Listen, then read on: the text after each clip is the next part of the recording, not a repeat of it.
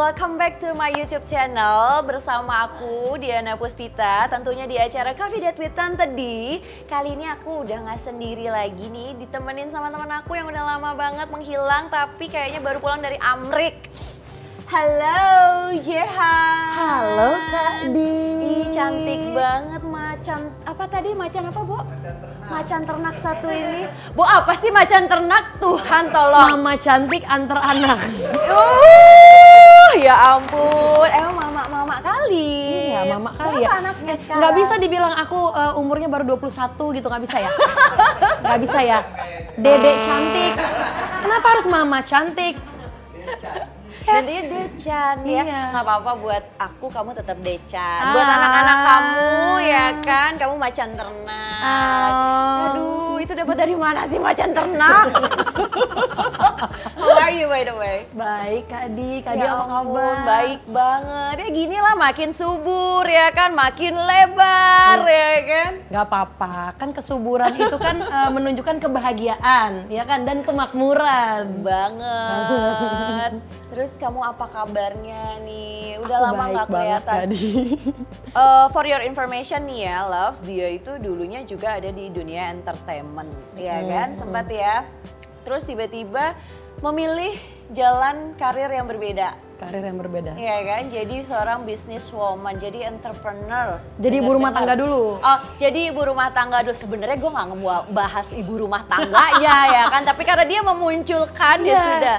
Setelah Jadi, itu baru ibu rumah tangga, baru jadi entrepreneur, ya kan. Itu kenapa sih tiba-tiba menghilang jadi ibu rumah tangga? Kan harusnya sebenarnya kalau jadi ibu rumah tangga pun tidak menutup kemungkinan untuk bisa tetap berbisnis. Benar. Right? Betul Kenapa sekali. kesannya jadi kamu harus pilih salah satu? Oke, karena sebelumnya kenapa ninggalin dunia entertain dulu karena udah pindah kota dulu. Oke, aku sempat tinggal di Kalimantan selama 6 tahun. Setelah pindah ke Kalimantan baru dengan jedak-jeduk gue harus memilih untuk pindah ke Kuala Lumpur dulu waktu itu. Pindah ke Kuala Lumpur. Overseas. Itu baru mulai bisnis F&B waktu itu.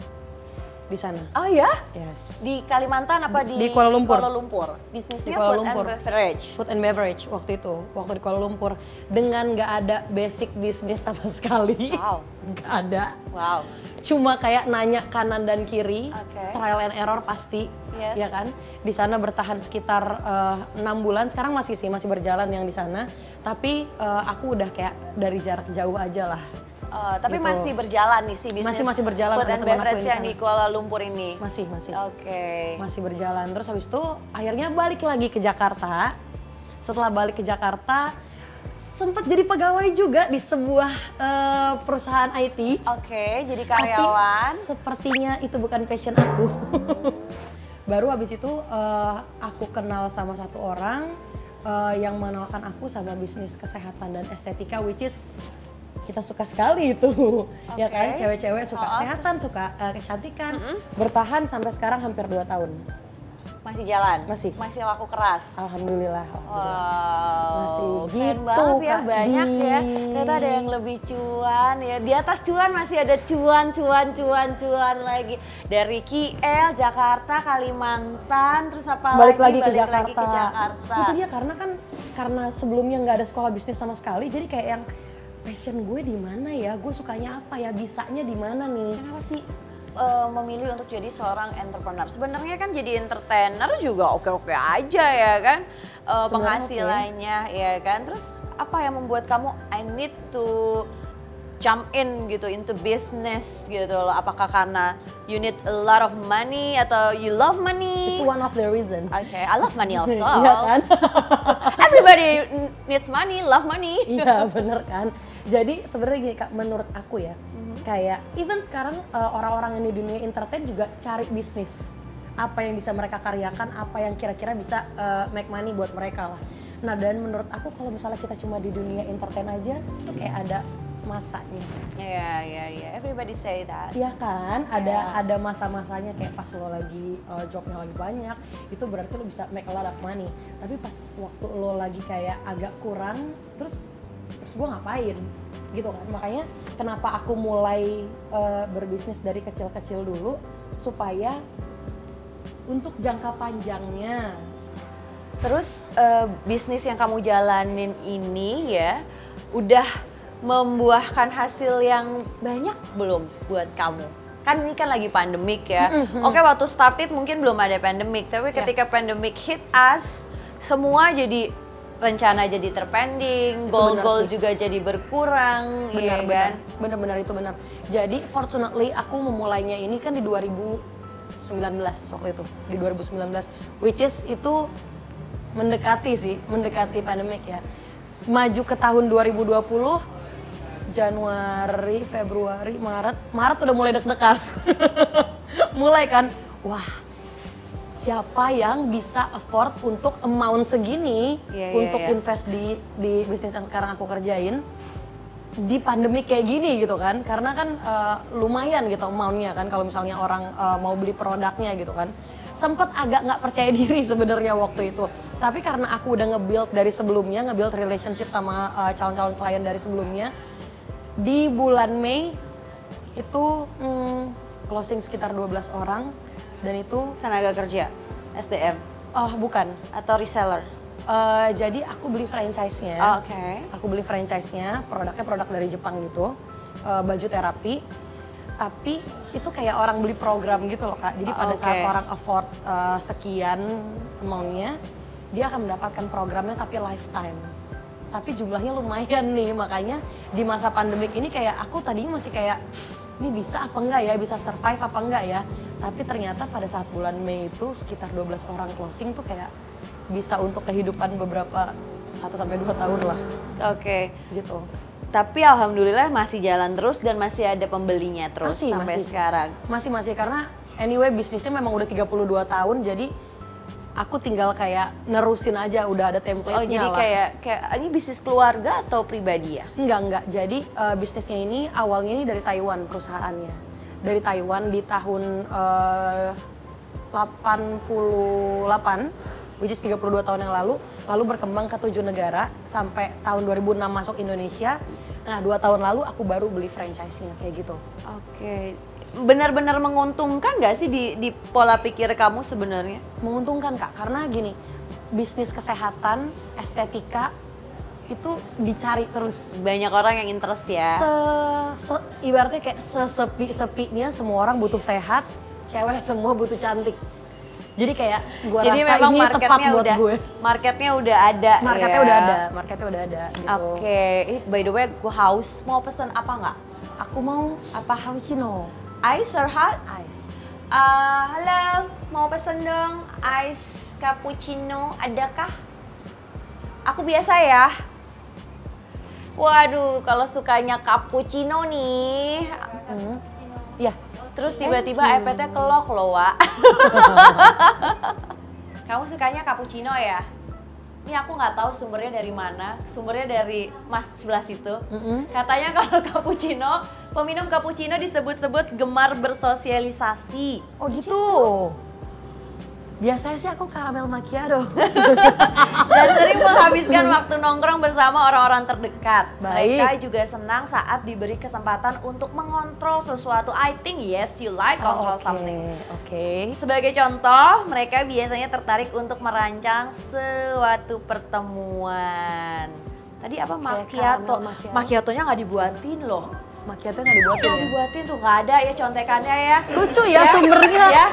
Sumbernya dari mana ini? Bener sih. Tapi bener ya? Bener sih. Orangnya kayak gitu ya. Sumpah jadi ya, sekarang senang bersosialisasi. Ternyata sekarang tuh ya menilai seseorang gitu ya bukan cuman based on zodiak ya. Kalau kita kan zaman dulu, lo zodiaknya apa? Sagittarius, oh gini ya. Sekarang lebih up. Ya kan, lebih upgrade. Lu kopinya apa, Wak? Latte apa sih? Oh, latte tuh kamu orangnya rasanya lembut, menenangkan, kepribadian peminumnya gemar bersantai, ya kan? Sok tahu banget ya kan, Wak? Lembut, menenangkan. Iya kan? Mungkin dalam 1 tahun gue mesen latte mungkin 2-3 kali. Jadi lembut dan tenangnya jarang. Baik. Boleh di-share nanti nggak? Boleh. Boleh. Tapi ini gue nggak tahu sourcesnya nggak ada tuh. Nggak ada short from mana ya. Ini buat bahan eto-eto loh kalau ketemu orang.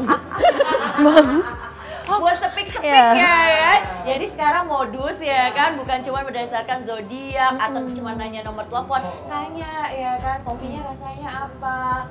Kok pilihlah aku daripada dia. Kau pikir-pikir dulu lah gitu kan. Tapi nih ya, aku pernah lihat di Instagram kamu sebelum berangkat ke Amrik, kamu kelihatannya terkena COVID ya? Iya dong. Serius itu? Biar kekinian aja Kak sebenarnya. God, ada lagi. Semuanya kena masa gue enggak gitu. Wow, Amit-amit sih coy. bener. Kak, aku udah jaga banget loh. Ceritain dong, gimana sih kok kamu bisa terpapar terus udah gitu emang menjalani prosedurnya kayak apa sih sampai bisa dinyatakan iya kamu sudah negatif gitu. Soalnya waktu cepet banget loh. Dia mau cepet pergi ya. ke Amerika, get tested di bandara, sebelum ke bandara. Sebelumnya. Terus kayaknya hasilnya positif COVID, dia isoman, terus habis itu gak lama sehari pergi langsung ke Seattle ya? Kemana? Ke New York. Ke New York, bayangin loh. Gimana sih? Jadi waktu itu aku balik dari Bali. Oke. Sebenarnya agak disyukurin sama beberapa orang. Lo sih ngumpul-ngumpul segala macem. Gue nggak perlu kasih tahu ke semua orang ya gue ada kerjaan loh ke Bali. Iya. Ya kan nggak harus juga semua orang tahu. Iya kan, nggak semuanya harus kita post di sosial media anyway gitu kan. Iya. Jadi taunya oh iya dia jalan-jalan sih makanya kena gitu kan. Tapi untungnya aku punya bukti-buktinya kalau aku menjalani protokol kesehatan dengan baik dan benar gitu. Masker, jaga jarak dan lain-lain. Even nongkrong di luar pun jarang pada saat di Bali. Keseringannya kayak cuman di villa aja gitu. Tapi pas waktu nyampe Jakarta kurang lebih seminggu, memang ada triggernya waktu itu makan rambutan. Disalahin lah si rambutan ini. Kok batuk gitu kan. Oh, jadi rambutannya bikin kamu tenggorokannya gatel. Iya, tadinya habis itu, triggernya itulah tadinya kan ya. Kok batuk, cuma pada saat aku cari tahu beberapa orang yang positif COVID itu mereka batuknya batuk kering. Kamu termasuk yang berdahak. Jadi kayak beda ya. Aman nih gitu kan. Terus orang-orang nanya lagi, penciuman lo hilang nggak? Nggak ada, penciuman aman. Badan sakit-sakit nggak ada. Aman semuanya, cuma memang agak batuk aja. Sepertinya kayak OTG ya jatuhnya ya. Seperti OTG, kurang lebihnya begitu. Terus habis itu kayak 4 hari sebelum berangkat ke Amerika waktu itu memang aku ada kayak mau photoshoot waktu itu. Cuman aku pikir sebelum foto gue swab dulu deh antigen biar orang-orang yang ketemu gue aman juga gitu kan. Pas antigen ditemenin tuh sama temen gue waktu itu di klinik di deket apart di Bintaro. Kok positif gitu kan. Itu udah positif tuh. Gimana sih kalau tahu gitu rasanya positif tuh apa gitu, kamu pas baca hasil, kan biasanya kalau misalnya baca negatif, alhamdulillah. Iya, gitu selalu ya. negatif biasanya pas kan. Positif, what? Gue cuma nanya waktu itu sama yang dokternya, ini nggak salah dok, saya nggak apa-apa loh, saya baik-baik aja loh, gue nggak ngerasa apapun loh. Iya positif, ini waktu itu CT-nya belum kelihatan lah, sampai akhirnya 2 hari sebelum berangkat, gue PCR kan, memang waktu itu kan memang harus PCR kan syarat keberangkatan kan. Gue PCR ya positif juga. Tetap positif. Tetap positif. Jadi get twice tested. Twice test, positif, terus abis itu udah aja lo nggak ada gejala apa-apa lo, ini aja lah, di rumah aja lah, isoman, tapi karena sendirian banget dan aku tinggalnya di apartemen, mau nggak mau kan kalau misalnya Gojek makanan atau apapun kan aku harus naik turun. Iya, harus ambil di 2 hari pertama aku minta tolong security untuk antar sampai depan kamar, tapi kayak kok kasihan kalau berkali-kali 1 hari Gojeknya gitu kan. Terus gue pikir kayak gue kayak mendingan dirawat deh, biar lebih aman juga gitu. Akhirnya udah dirawat. Dan akhirnya rate COVID-nya kan ada rate-nya ya. Udah 0 atau? Udah, karena gini pada saat dirawat juga aku minta CT scan yang buat paru-paru kan. Iya. Yang buat paru-paru dan alhamdulillahnya kata dokternya, Mbak alhamdulillah ini cuma kayak numpang lewat doang nih virusnya. Nggak ada bekas sama sekali di paru-parunya, nggak ada flek atau apapun, aman jadinya. Jadi pada saat isoman di rumah sakit tuh nggak dibarengin sama yang lain-lain ya? Nggak Jadi dibanding. sendiri kan, maksudnya? Nggak juga, sebelah waktu itu pertama sendiri. Tapi karena waktu itu sempat penuh di rumah sakit, akhirnya ditambah 1 orang di ruangan itu. Okay. Gitu. Tapi obat-obatan yang direkomendasikan juga memang berpengaruh ya. Beda kali ya kalau misalnya isomannya Jehan tetap maksa di apartemen dengan kondisi nggak tahu obat yang tepat Parno sih, apa aja ya kan, itu lebih ke mungkin parno sih sebenarnya. resultnya akan different kali ya, akan Iya. lebih lama juga. Akan lebih lama ya juga. kan? Cukup banyak sih obat-obatannya selama di rumah Iya, sakit. iya, iya. Di 3 hari pertama tuh kayak 48 butir gue minum obat dokter per hari. Nggak apa-apa tuh, itu perut segala macem. Itu karena gue ada asam lambung anyway gitu kan. Terus habis itu belum lagi minum herbal-herbalannya. Banyak. Oh iya, banyak vitamin, Cukup banyak. multivitaminsnya juga banyak Multivitaminnya juga banyak. Terus habis itu gue kan pakai yang produk gue yang baju terapi ini kan udah hampir 2 tahun. Jadi dia tuh suck up apa yang ada di badan kita gitu Kak. Nah selama 2 tahun gue pakai, nggak pas air cuciannya ini, air cucian baju terapinya ini paling berminyak. Oke, ini interesting nih, baju terapi ini apa bisa menghancurkan lemak-lemak nggak sekalian? Memindahkan lemak Kemana? ke tempat yang Ke Mas seharusnya. Jaya? I wish bisa pindahin lemak, cuman dia udah gede sekarang, udah agak berisi. Iya jadi Kak, selama kayak 2 tahun aku pakai baju terapi aku ini paling cuma kayak berminyak, cuma kayak gitu-gitu doang paling. Nah selama aku di rumah sakit, Ini maksudnya bajunya baju thermal, ada dia kayak bra sama pants Kak. kayak Spank gitu modelannya, kayak Sejenis itu, bicycle pants. Tapi ini bener-bener bra doang, Oh oke. bra biasa. Maksudnya bahannya stretch gitu. Bahannya cotton, tapi di dalamnya dia ada turmalin. Oh, ada black oke. tourmaline. Ada black tourmaline. Nah itu yang bisa untuk serap, you punya toxic. toxic di badan, detox, lancarin peredaran darah, pencernaan dan lain-lain. Nah, selama 2 tahun ini aku pakai paling cuma berminyak hasil cuciannya. Selama aku di rumah sakit minum obat banyak banget. Air cucian aku warnanya kayak antara teh dan extra joss. Kuning kecoklatan. Jadi ada differences. Iya. Oh gitu. Tuh kan, jadi punya barang yang di wishlist kan, bisa beli nih sama Jehan. Baju apa tadi? Baju terapi ya kan, buat kesehatan. Gunanya buat apa sih? Biar lebih tahu aja audiens mau belanja apa enggak kan, itu terserah keputusan. Iya benar-benar, karena kalau aku awalnya memang untuk kesehatan dulu mikirnya, karena nyokap aku kan meninggalnya cancer. Oke. Ya kan? Nah ini bisa mencegah kanker payudara dan kanker serviks. Kalau untuk laki-laki bisa untuk mencegah kanker prostat. Oke. Gitu. Nah di dalamnya kandungan di dalamnya itu ada black tourmaline yang untuk ngelancarin peredaran darah, ngelancarin peredaran udara, sama pencernaan. Jadi kalau misalnya organ-organ tubuh kita bisa lancar semuanya di dalamnya, by default kan juga jadi lebih oke lah, lebih sehat lah gitu. I see. Terus nih ya, kan kalau lagi pandemi kayak gini, semua businessman, businesswoman, semua goyang. Sektor bisnis manapun, yang besar, yang menengah, yang kecil, UMKM, whatsoever, goyang. Which is, I did juga. Gue juga mengalami gitu. I did feel that way juga, ya kan? I mean, dari segi kamu nih strateginya gimana? Jadi gini Kak, mungkin kalau misalnya aku berbisnis sendiri, bakal lebih... Boleh sini, nggak apa-apa. Aduh, gue pikir lu lupa buatin. Terima kasih. Terima kasih. Terus. Iya, jadi mungkin kalau misalnya berbisnisnya sendirian, mungkin mulai dari strategi dan lain-lain, bebannya tuh sendiri. Karena kamu nggak ada partner bisnis ya? Ya benar, kalau aku tuh jadi kayak ada tim Kak. Jadi mulai dari strategi dan lain-lainnya, kita pikirinnya juga matang semuanya dimatengin memang ya, ada kalkulasinya ya, terus gitu. juga ada kalau ada cost ya berarti bisa ada loss, ada segala macam.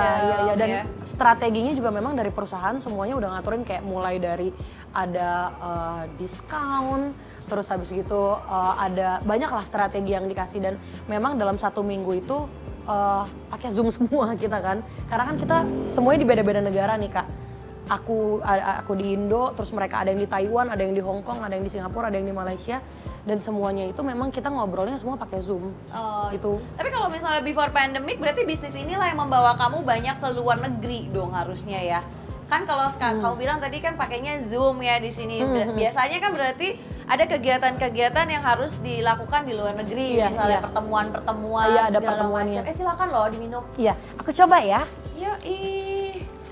Jadi sebelumnya itu aku mencoba yang cream cheese. Itu apa namanya? Kemarin aku kirimin Chizu Speculoos. Bohong, serius. Ya udah ntar kita collab ya, bawa ke Taiwan. Enak.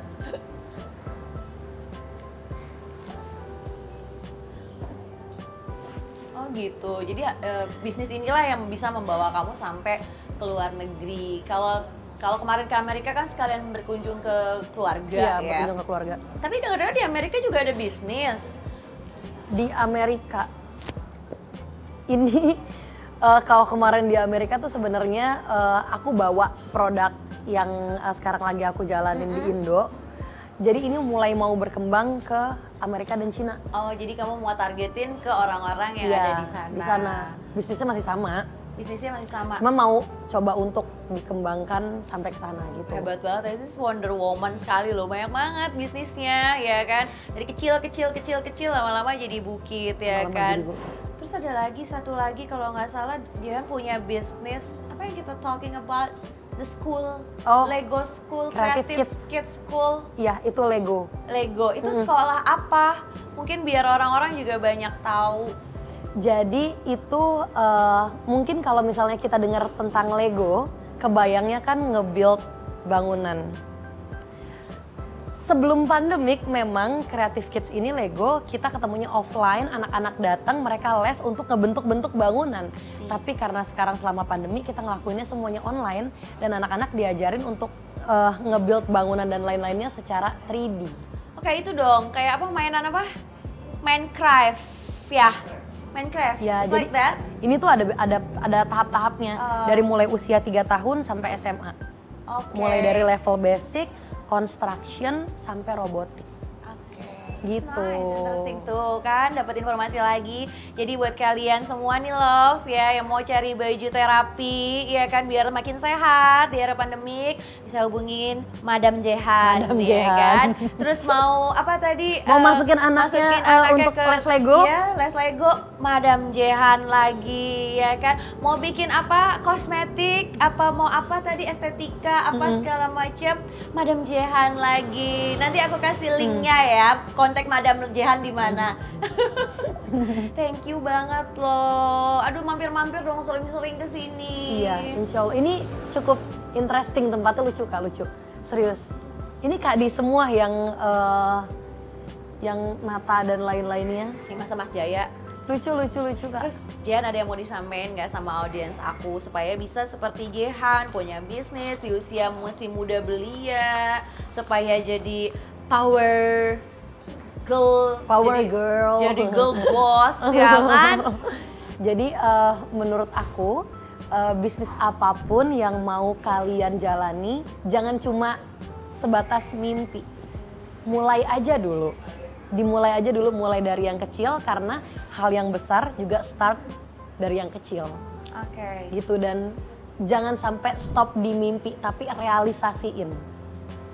Motivasi paling besar untuk Jehan tetap maju terus nih, pantang mundur tuh apa? Anak-anak. Oh, so sweet. Benar ya, sering-sering mampir, nanti siapa tahu kita bisa mempunyai bisnis-bisnis baru, ya kan, bersama, ya kan. Apalagi masing-masing punya pengalaman di dunia food and beverage akhirnya, ya kan. Thank you so much for coming. Kian, ada yang mau ditanyakan kepada diriku? Bosan kan dengerin aku bertanya terus? Dikasih kesempatan loh, satu pertanyaan. Jangan tanya kapan nikah. Enggak. Ntar aja. Gue sebel banget tau gak sih dengan pertanyaan-pertanyaan itu? Bukan urusan Anda ya itu. Kan? Bener loh. Kalau Anda mau biayain pernikahan saya, silahkan Anda bener bertanya. Kak, sama catering-cateringnya. Sama catering-cateringnya, sama apa lagi? Bener loh. 70%-nya catering loh itu. Sama foto-fotonya deh, terserah. Pertanyaannya apa ya? Kenapa Kak Di memilih bisnisnya kopi? Kenapa kopi? Banyak banget di Kemang, di sekitar Kemang aja ada puluhan coffee shop. kopi tetangga itu yang lagi viral itu aja ada 480 outlet. Itu dia di makanya sini kemang dari aja nih, sekitar ujung sini aja sampai nih. sini ada 130 outlet. Tuh tahu ya. Yes. Saking udah research ya kan. Sebenarnya yang aku mau bikin itu adalah kios kopi sebenarnya. Nggak sebesar ini, bukan food and beverage tadinya. Oke. Karena aku tahu jenis kopi, aku tahu bikin kopi, aku tahu bagaimana cara roasting, aku suka minum kopi. Jadi memang awal muasalnya adalah ketika suka traveling, itu kalau bangun pagi, ya kan, itu yang dicari bukan kopi hotel atau apartemen, enggak. Aku Kopi keluar lokalnya ya? cari kopi lokal di kios-kios mereka karena banyak banget yang unik-unik dan enggak semewah di Jakarta. Bener. Enggak lucu, unik banget, apalagi yang di Jepang itu lu bisa customize gitu loh. Lu mau apa, mau susu apa, mau tingkat levelnya apa, terus ya enak jadi diajakin ngobrol. Jadi ketika kamu pergi ke sebuah kios, cafe atau coffee house, apapun itu namanya di sana ya di luar, itu dari kopi bener-bener ada percakapan antara barista. ke klien, ke customer, ya kan. Nanti ketemu lagi sama orang yang beli kopi juga di situ. After that kita ngobrol bareng. Jadi memang benar kalau ada orang yang bilang dari kopi terjadilah percakapan berikutnya, itu benar. Kayak life start after coffee. Nggak ada kan, you talk after salad, itu nggak ada. Lu mau makan salad terus mau ngobrol, jangan harap, Wak. Makan saladnya aja tuh udah setengah mati, ya kan? Kenapa gue harus gini, why I'm doing this, gitu kan? Ya itu intinya, tadinya maunya punyanya kios kecil sebenarnya, nggak mau sebesar ini sebenarnya. Cuman karena tempatnya dapetnya di Kemang, ya kan, terus space-nya memang luas, akhirnya kita switch gitu. Ya udah deh, nggak apa-apa, kita tambahin yang lain-lain gitu. Ya mudah-mudahan sih bisa sampai punya kios di Australia. Amin. Di Cirebon, kota kelahiran aku. Itu sih goals-nya. Amin. Goals terdekat ya itu. Kalau jauh kan nanti nggak dapet ya itu goalsnya. Jadi gue bilang kita kan harus goals terdekat. Goalsnya harus setinggi langit. Jadi kalau jatuh paling nggak ke awan. Ya kan Kak? One question nih ya. Mendingan goals dengan kapasitas atau goals setinggi langit? Setinggi langit. Kenapa? Itu yang tadi aku bilang. Pada saat mimpi aku, goals aku setinggi langit, at least kalau jatuh seawan lah Kak. Ya nggak sih? Iya juga. Deket lah. Jangan jauh-jauh kali. Ya kan?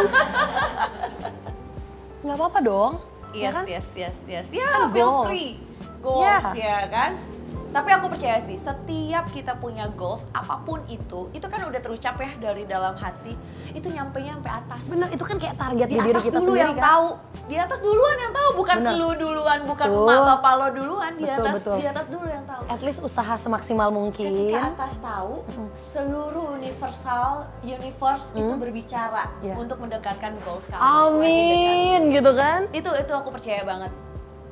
Jadi Bener, emang benar, emang harusnya goals itu jangan sesuai kapasitas. Karena kan ada nih orang yang bilang, ya enggak dong, lo juga harus sadar diri. Kalau modalnya cuma dikit, lo ngapain mau modal besar? Lo itu kan bisa bicara kapasitas, tapi kalau masalah mimpi, memang harus sampai langit. Tapi somehow ya Kak, pada saat lo ngerjain sesuatu Dengan konsisten. lo ngerjain sesuatu dengan sebaik-baiknya, somehow tuh kayak environment lo juga ikut ngebantu dan ngedukung gitu loh. Yeah, that's bener. the thing sih. Itu bener. Yeah, thank you so much for coming. Terima kasih juga Gak Kak boleh Di. hug, masih Iya. COVID-19 ya kan? Gimana 6 dong? feet away ya Iya. kan? Thank you juga udah diundang Iya ke acaranya dong, Tante Di. pasti. Thank you so much for watching. See you again in next episode.